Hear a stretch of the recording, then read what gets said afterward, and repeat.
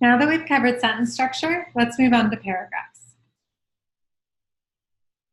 Newspaper writers are taught to write in such a way that the reader will want to read what has been written. By contrast, reviewers have to read what's written in grant applications. So the ideal application should be written so cleverly and so compellingly that it will convert its reviewers from a have to a want to mood. Some of the strategies used by newspaper journalists can effectively be used to facilitate such a conversion. The first paragraph in a newspaper article is designed to set the hook embedded in the headline by increasing interest in the content of the article. I suggest you apply the same approach using introductory paragraphs in association with each major section to increase interest in the details that follow. A common mistake is bearing reviewers too quickly in extensive detail. It's much more important to show reviewers how you think than showing them that you know how to do an exhaustive lit review. Practically every sentence in a newspaper article is a new paragraph. That's because journalists are taught to make each sentence a standalone thought. Then, they are taught to present the standalone thoughts in an order that creates a progression of logic that leads readers through the narrative. We can't paragraph each sentence in a grant application, but we can apply the same strategy. Every paragraph in your application should make one point and one point only.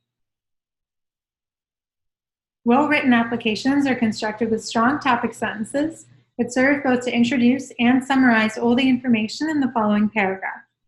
Many writers purposefully stress this format by emphasizing each topic sentence by bolding and underlining them. This can serve to draw the eyes immediately to the key points and makes them easier to find upon later rereading. When well organized, reading only the topic sentences in isolation should convey a very clear picture of the project.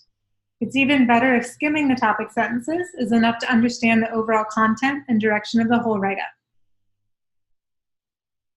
Reviewers should be able to see at a glance what is subordinated to what in a grant application. This is another way to take a reviewer-friendly approach.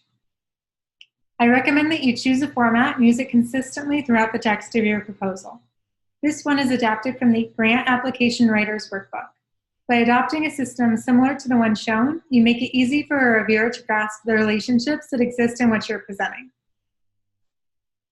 So here's one example. The objective, background and significance, hypothesis, and specific aims jump out at you.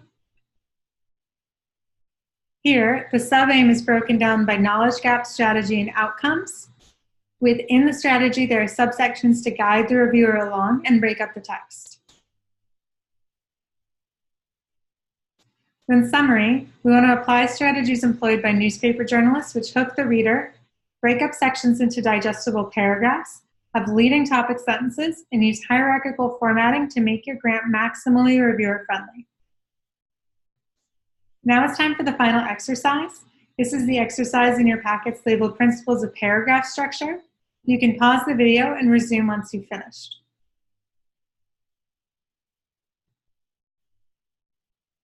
So here's one way to revise the text. Here, the topic sentence is about the 2 doses. Capsaicin was injected into each guinea pig subcutaneously in 2 sequential doses.